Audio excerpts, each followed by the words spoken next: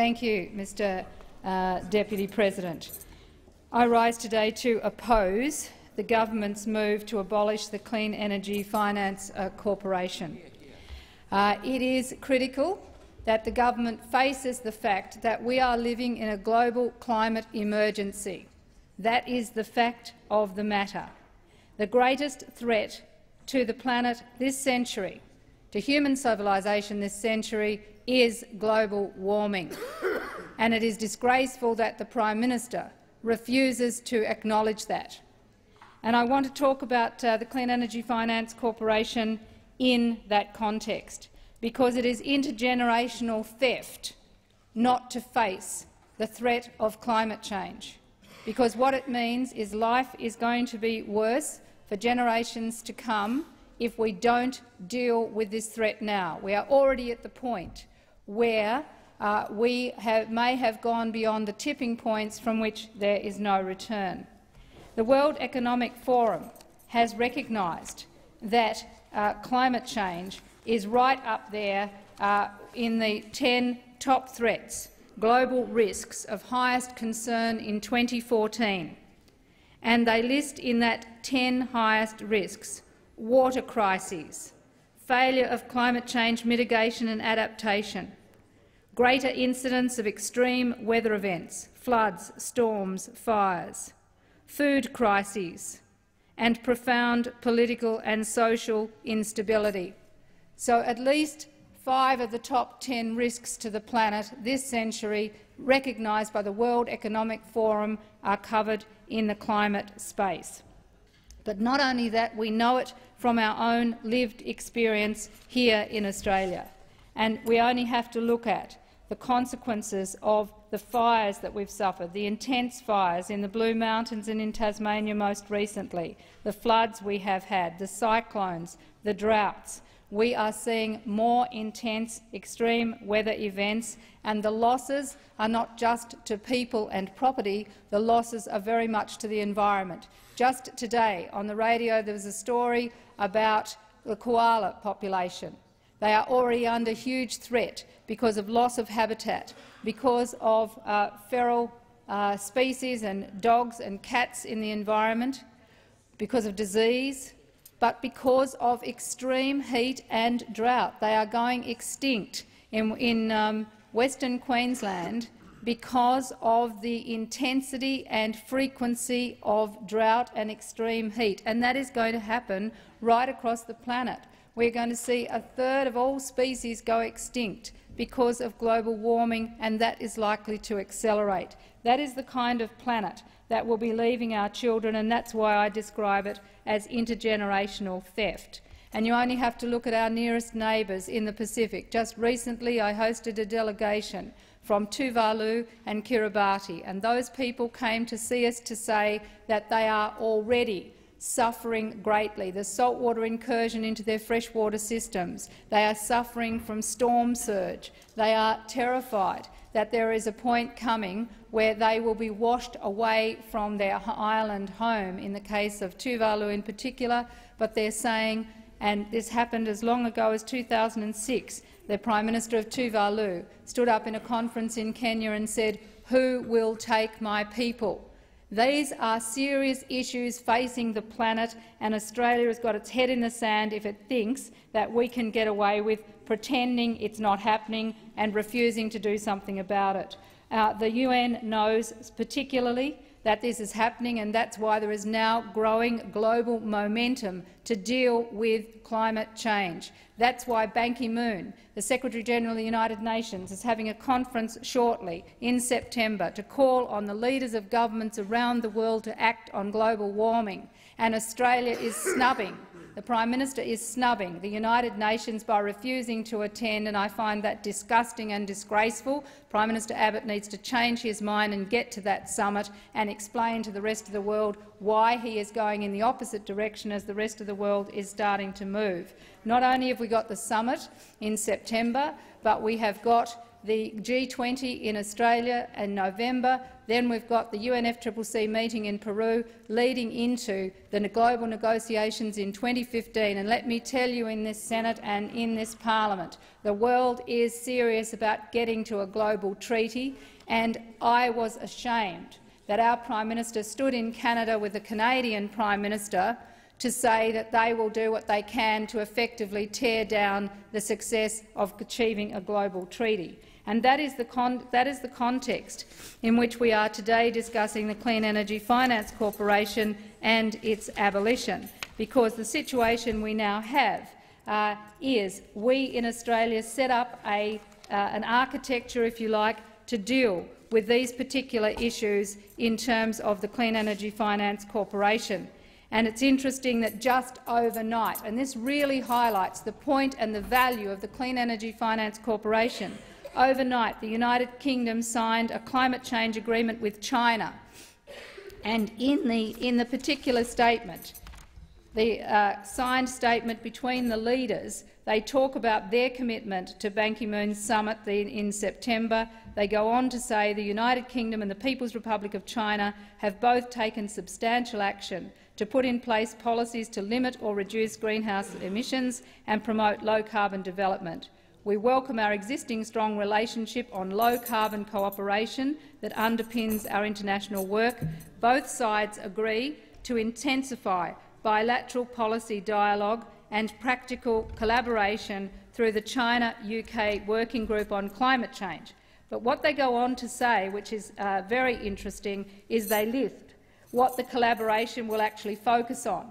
The first thing is green growth and economics of climate change. Green growth and economics of climate change. The transition to a low-carbon economy, more energy-efficient economy, is important to drive new sources of growth and jobs in both economies. Clean technology, point number 2. UK and China launched a joint $20 million research program on low-carbon innovation, working on offshore renewables, low-carbon manufacturing processes, low-carbon cities, electric vehicles, smart grids, cleaner fossil fuels and energy storage. This is not a radical fringe. This is the Prime Minister of the United Kingdom, and it is also right there the Premier of China actually doing this. And going on, renewable energy is the third thing they want to work on, and then green finance. And this is where the Clean Energy Finance Corporation comes in. Green finance. They say the levels of investment needed to deliver a 2-degree world cannot be met by public finance alone. Significant amounts of private investment are needed to achieve a sustainable low-carbon transition, and this presents a major opportunity for business. The UK and China have been working together on areas including green finance, green credit, green procurement. Are you listening, Senator Cormann? Green finance, green procurement. Why will you not recognise green credit? They go on to say they want to build on London's reputation as the green financial capital of the world.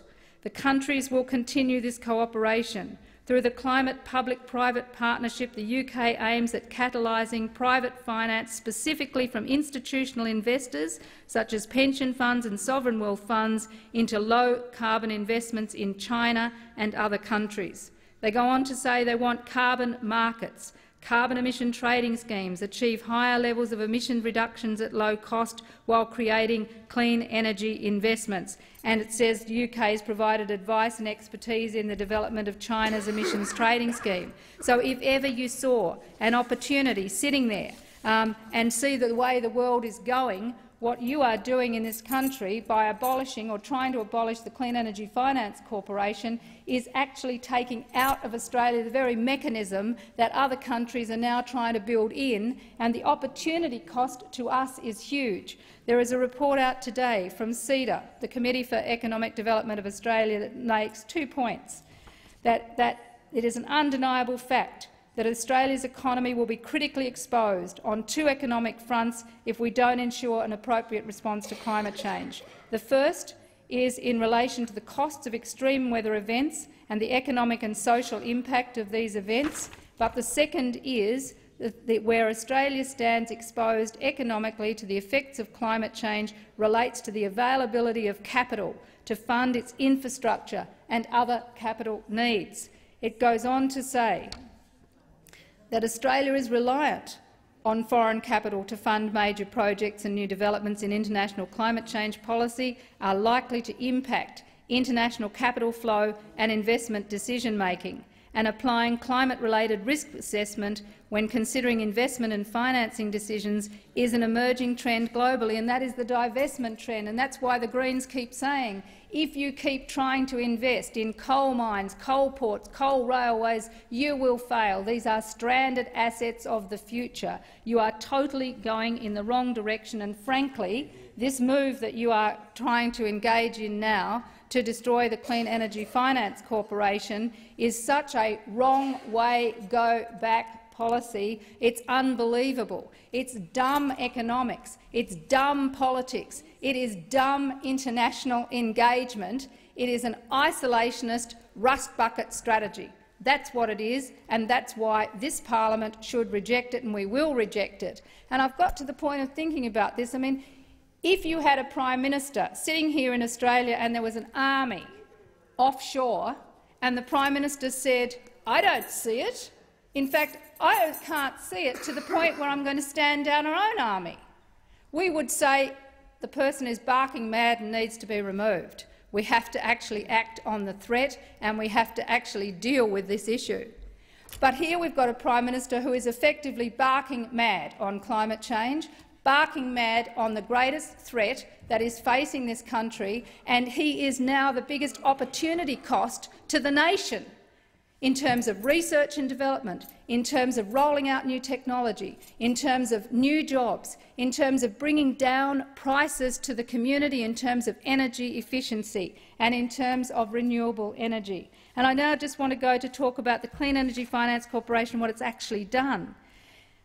It has now, for $582.5 million of investment, it has now got a portfolio of $2.35 billion in investments, and they are investments in a fantastic range of particular projects and proposals around the country. And when you look at them, it has a portfolio that goes to manufacturing, it has a portfolio that goes to energy efficiency. Just yesterday I was talking to the Local Government Association, and there are so many councils that are pleased that they're going to more energy-efficient buildings, recreation centres, street lighting. But you've got abattoirs who are benefiting. You've got Carnegie Wave, Energy Powers, Future, tied up now with being assisted by the Clean Energy Finance Corporation. You've got refrigeration upgrades, large-scale solar-boosted technology investments. You've got a tomato farm has got solar innovation to bring down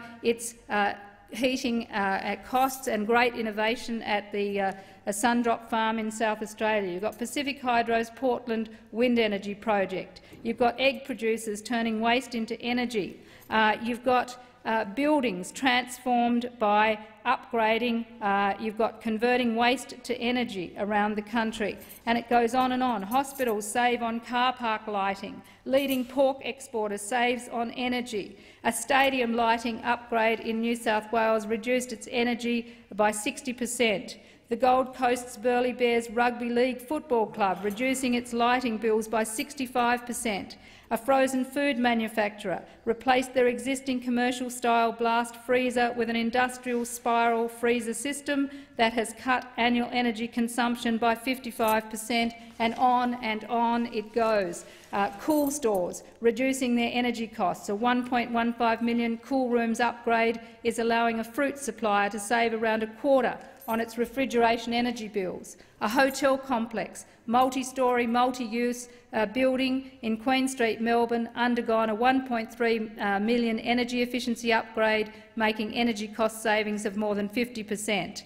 A foam manufacturer, reducing its lighting bills by more than 50% following a lighting upgrade to its Moorebank in Sydney's West plant, and so on and so forth.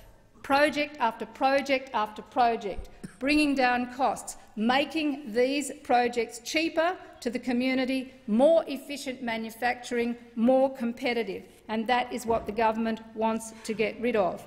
Now, not only that, but they have got in their pipeline a huge number of additional projects. So, for example, I asked in the estimates, in the pipeline, what have you got? The total project value of what the CEFC has in its pipeline is $10.7 billion worth of investment, and what the asking price for that, or what they have put in a bid for the CEFC to fund, is 3.6. So you've got a massive leverage of private sector finance out there ready to go in to make Australia competitive. And when you consider what I've just said about China and the UK, and then you hear President Obama saying that he has brought in, through the EPA, a requirement for power stations to reduce their emissions, and that can be spread across states through emissions trading schemes or whatever, Australia is going to be left behind. Some of our best brains are going to leave the country. Some of our best technologies will go overseas. And what are we going to be left with? We're going to be left with a Prime Minister who is standing next to a coal pit telling us that that is the future for Australia. Well, it isn't. It is wrong. It is so last century. It is unbelievable, and that's why we have to get behind the Clean Energy Finance Corporation. Now, I recognise that when we vote down this abolition bill today, it will be a trigger for a double dissolution. And I say to the Prime Minister, if you are so convinced that ignoring climate change, tearing down the clean energy price, destroying the Clean Energy Finance Corporation and ARENA is the way to go to an election on it. That's what I say. Go to an election on it, because increasingly Australians are recognising how conned they were by the absolute trite, superficial nonsense of axe the tax. And now the polls are showing that Australians want our country to take a leadership role in global warming. They want the benefits of energy efficiency. They want to get to 100% renewable energy. People are showing that as they go out and buy solar panels for their roofs, they want to engage in the new technology, and they are becoming increasingly aware of how the rest of the world is moving and the risk to us of being left behind. And as they get their insurance bills and their premiums have gone through the roof, they recognise that if we don't deal with global warming, if we don't get these kinds of things that the CEFC is out there investing in, the energy efficiency measures, if we don't get a national disaster fund, then we are in big trouble, and it's the community is going to have to pay. And when they find that the government's prepared to abolish the Clean Energy Finance Corporation, this $10 billion into improving Australia's renewable energy and energy efficiency future, and instead that we're going to pay the polluters and take the money out of the pockets of the community in this budget through co-payments, through a tax on the unemployed, they are even seeing what a huge con job this actually is. This government has been on climate change all along. So I just want to go back to Clean Energy Finance Corporation and the architecture of it, because most people don't realise. But when we set up the Clean Energy Finance Corporation, this amazing green bank, to leverage finance in this, the idea was that the profits it made, it would not only bring down emissions, part of its goal is to bring down emissions, and it is doing that at a negative $2.40 cost. You can't get cheaper abatement, Mr Deputy President, than negative $2.40 a tonne. Negative. And the government's going to rob the taxpayers to pay the polluters goodness knows how much a tonne, when they're actually getting negative $2.40 benefit a tonne. And if the Clean Energy Finance Corporation could roll out all its financing, it is saying it can meet half of a lousy 5% target. We need to, of course, be going to a 40 to 60% emission reduction target by 2030, as the Climate Change Authority says, but that's the contribution the Clean Energy Finance Corporation could make. But the profits that it makes are being put back into the Renewable Energy Agency, ARENA, and that's to fund research that's hard to fund, that early-stage research and pilot development. So what we've set up is a situation where we're improving manufacturing efficiency, jobs and investment. The profit from that is going back to paying the research that brings on the new technologies, and so we've got a fantastic cycle happening that the government wants to smash. And I just think it is the most backward and appalling policy position And people might say, well, why would the government go to an election on one thing like the Clean Energy Finance Corporation? Well, the answer is it's not on one thing, it's a choice. It's a choice about a future where you deal with the biggest threat you are facing and you adapt your economy and you get ahead of it and you make new jobs, new investment, new decisions, new leadership. Invest in your universities, you get into that scene, or you get yourself locked into the past, leg roped to the past. That's why this is important and we should not support